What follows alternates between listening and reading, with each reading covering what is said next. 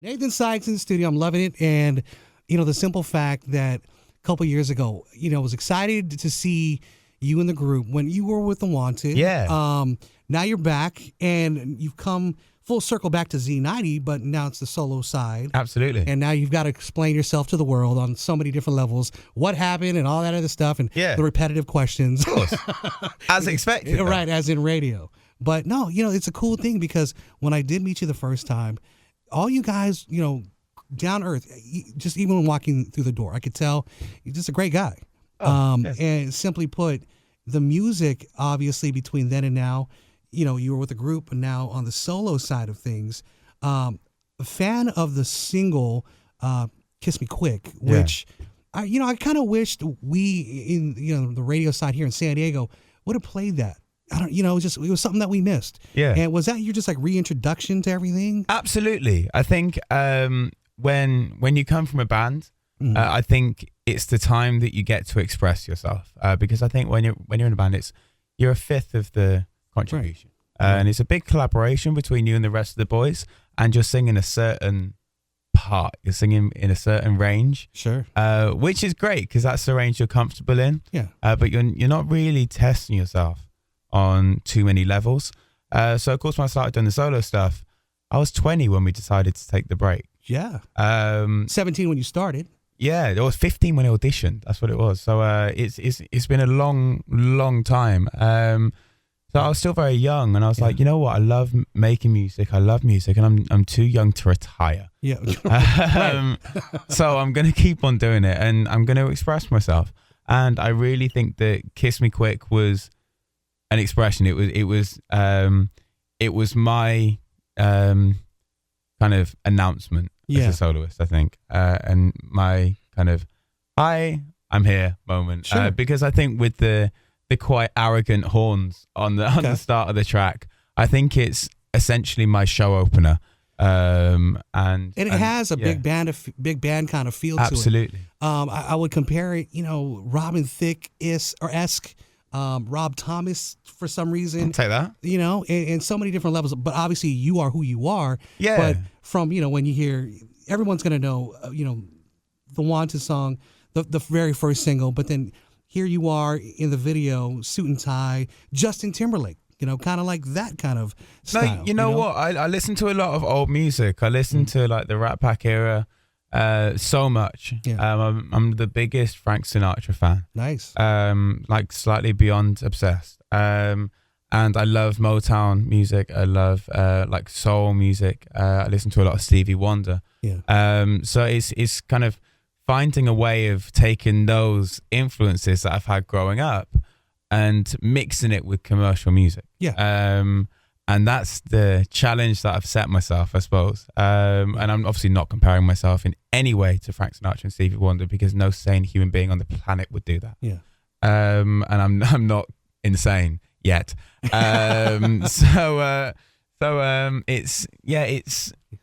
something that I've tried to do, and I'm very proud of it. And I think I kind of touched more onto that style on the album. But I think with Over and Over Again, I really wanted to strip it back and make it about the vocals as well, because I think obviously when you're in a band, you don't necessarily get a full opportunity to kind of sing. Sure. So I really wanted to make sure it was about the vocals and very stripped back. Do the ballads kind of like make you feel a little bit more comfortable though? Because, when we're talking from that particular single, the theme of it, Kiss Me Quick, there's love. And then, the other single prior to the new one that a lot of people know because obviously Ariana Grande, and then this one, Ariana Grande. So is that theme kind of stemming back where when I say love, I think there's this comfort level, and maybe that love kind of started off early when, you got that chance to kiss Britney Spears. Right? See, people, I did my homework, Yeah. So.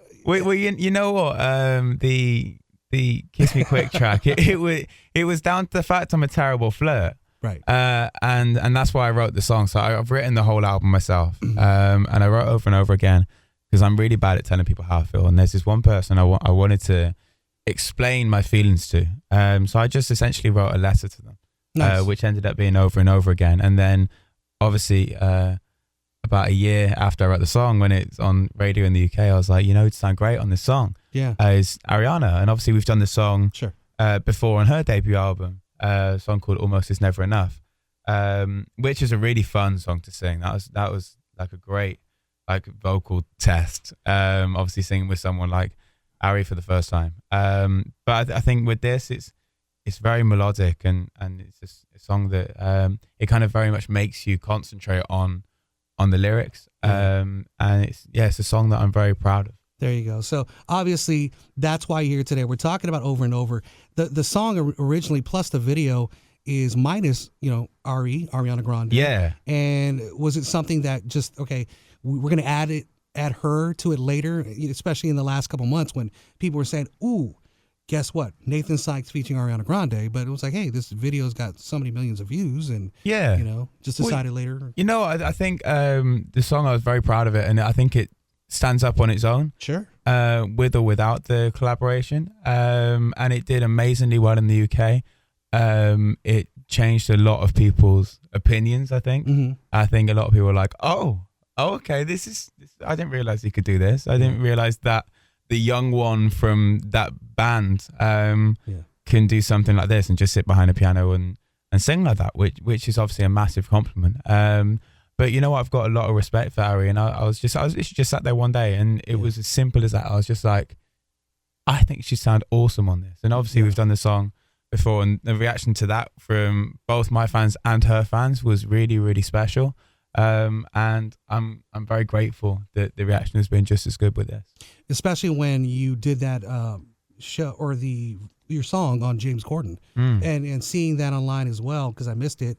But then going back on, wow, amazing, just the scenery, piano, and that's why I guess kind of why I asked. There's that sense of this guy's a great balladeer, but your range obviously kind of transcends so many different lines and so on and so forth. Thank you very much. But you could see that again. I'm gonna go back to the Britney Spears thing, because was that the Eurovision time? No, that was when I think I was like 8. I did that with the Britney thing. Yeah. Okay, so people, I don't want people to start, hearing this going rumors.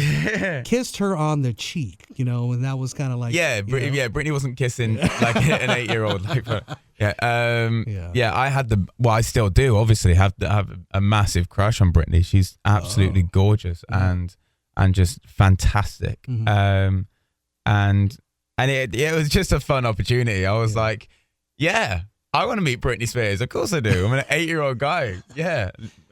You were 8. 8-year-old boy, right? Even. You were 8, and then all of a sudden you moved up a little bit in age. I was the coolest kid at school. I bet. But no, cooler when it was Eurovision time, because I think you had suspenders on and whatever dance moves you had. Suspenders? I don't know if it was suspenders, but I just remember one. Oh, that's something very different in the UK. That's something very different back home. I know what Eurovision is. You want to explain that real quick to some people? Well, you know what? I think Eurovision, especially in the UK, it's got quite a tainted image, I suppose, because it's quite it's. I'm being politically correct here. It's rumored to be quite politically. What's the word I'm looking for? What's this? Not politically correct or correct? Oh no, it's you're voting for your neighbours. I think with Eurovision. So I think very often Britain unfortunately loses out because we haven't got many neighbours. So it's you know what, I think for me as a very young songwriter, that was just an opportunity for me to kind of challenge myself. I always try and challenge myself, and the opportunity came where if you write a song, there's an opportunity you can potentially sing this on TV, and I was like, absolutely, it's great exposure. This is what I want to do for a living. This is what I want to do for the rest of my life. Yeah, that's why you're here today, because I'm trying to point out the simple fact that even at an early age, the skills of vocally, I mean, from 8 whatever it was to Eurovision up to now. And the talent is there. Thank you. So let me ask you this real quick. Between 2011-ish with The Wanted to now in 2016, what are like the things you've learned, in that short amount of time? You know what? I think just be yourself. I think fair. Because I think if you tend to be somebody that you're not if you pay too much attention to what's happening in the charts. I think you can. I think as an artist, your responsibility is to pay attention to what's happening in the charts. Sure. And I think you'd be crazy to completely ignore it. But if you try and be a bit of this, a bit of that, a bit of this, a bit like so-and-so, you're just going to end up being like a tribute act. And it's gonna be very transparent. And so when I first started writing the album, I was like, should I try and do this? Should I try and do that? And then I was like, you know what? I'm just gonna be me. Yeah. And I wrote a song called More Than You'll Ever Know in about like 20 minutes at the end of a session after I was trying to be something else. I was like, no, let's just try something else.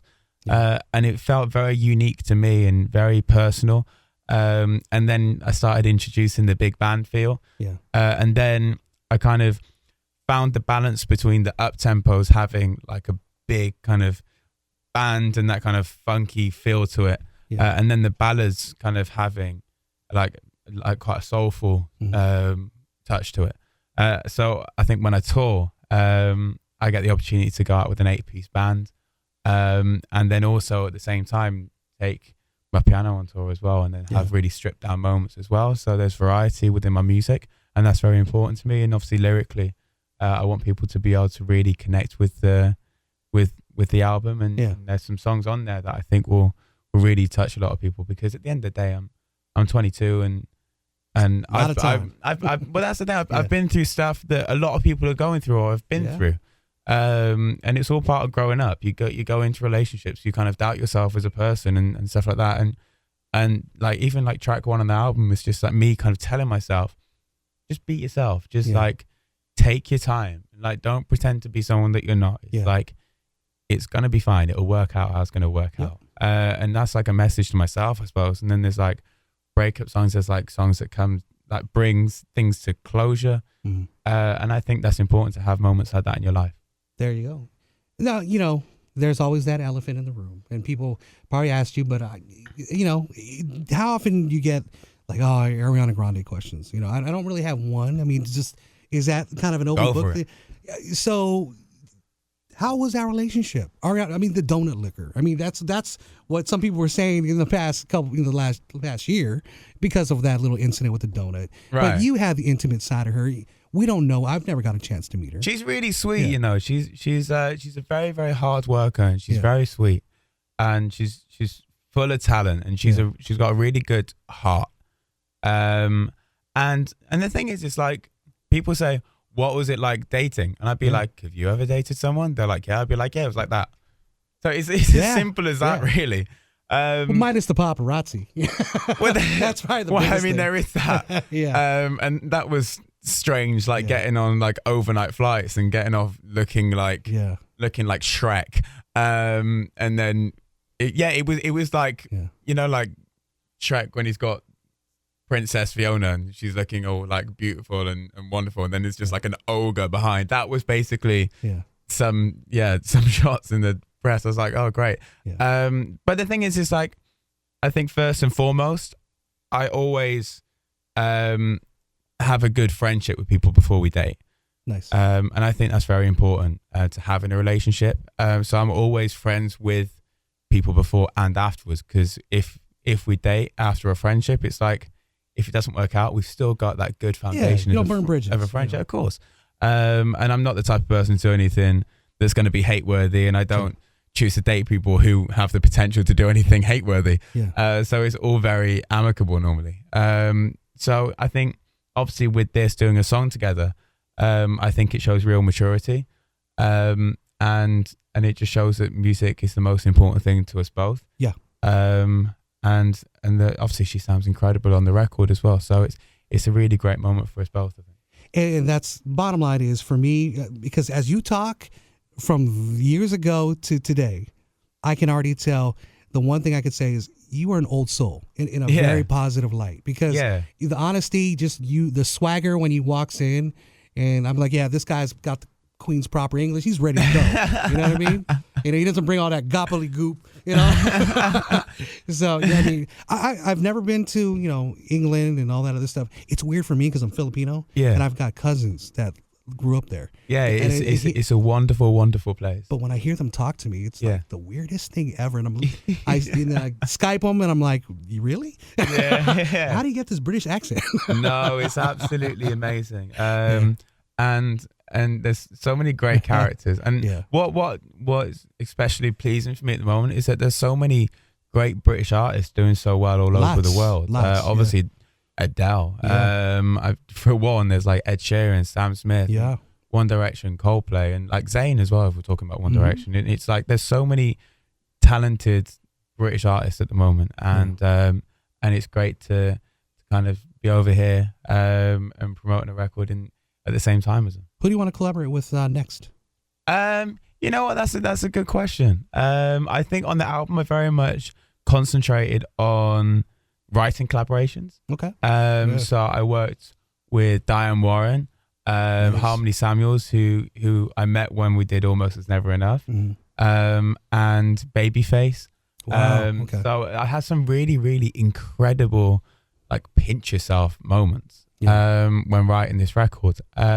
In terms of artist collaborations, I'm not sure. I think I'm kind of always open to the idea of a collaboration, but I wouldn't kind of necessarily go after one. I think it should feel very natural if one was to happen. Sure. And I'm one that's very protective over my music. So understand. Like the reason why I wanted Ari on over and over again was because I think obviously like I have known her for a while, and there is a friendship there, and it is something that obviously is like it's easier to kind of you're not giving your song to a total stranger to sing on. There is a trust factor there. So I think it would be cool if it's with kind of a friend in the industry maybe. But we'll have to wait and see. So latest single with Nathan Sykes, Ariana Grande, called Over and Over.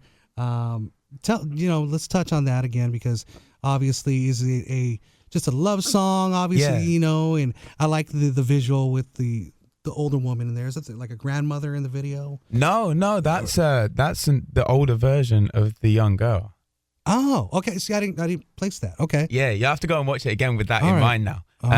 So she's looking back on, like, with the painting, she's looking back at all her you're right, because she was reflecting. Yes. And okay. So it's a very reflective video. And what I think, like, I wrote the idea for the video on the same day I wrote the song.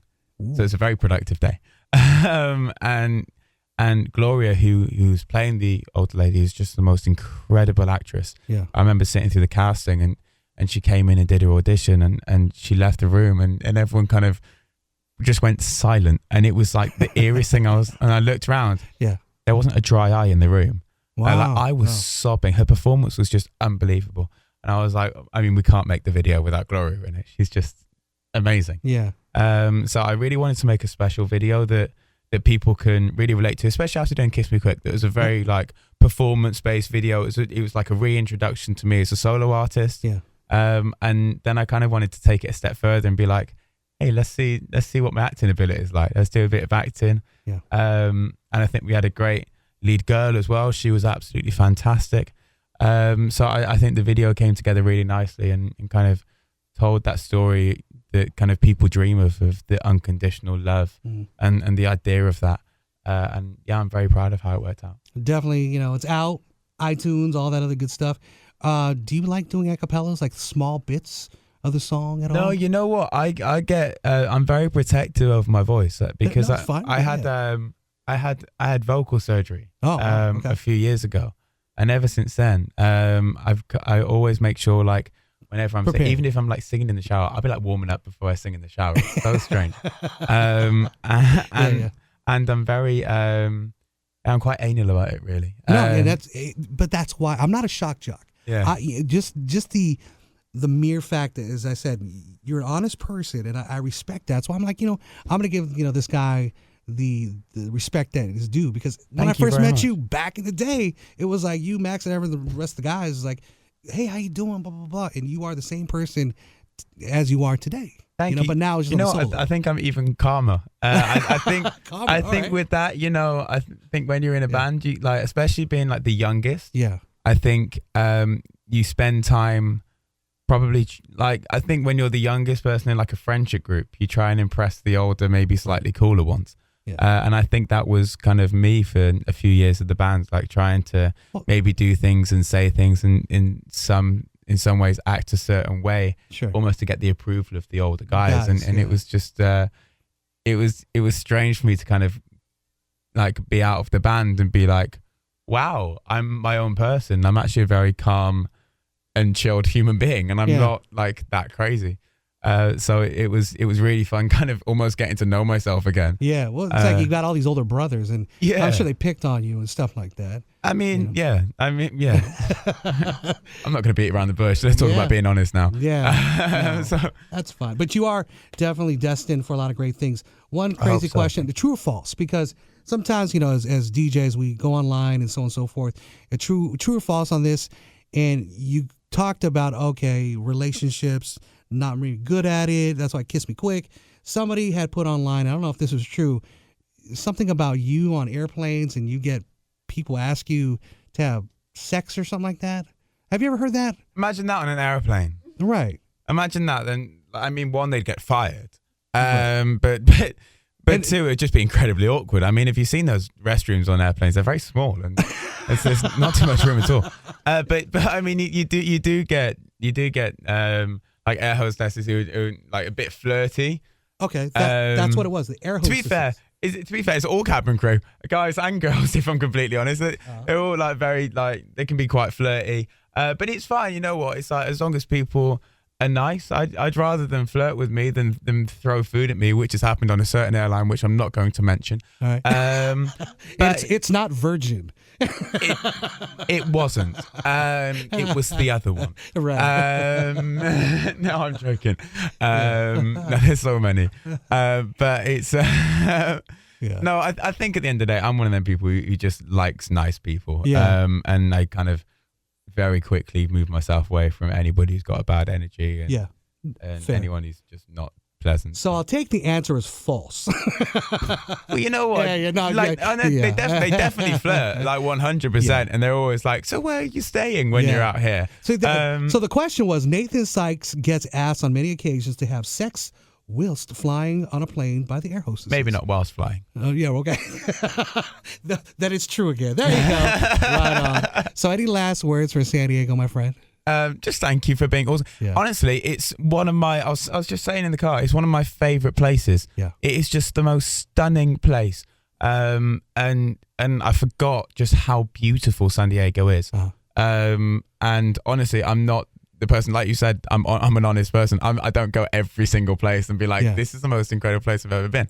But like genuinely, I absolutely adore it here, and the people are wonderful. So thank you for being so welcoming, and thank you for the support on the record as well. I really appreciate it. One last thing: do you happen to have an American accent? Can you like fake one? See, here's the thing: I've got a visa. Okay.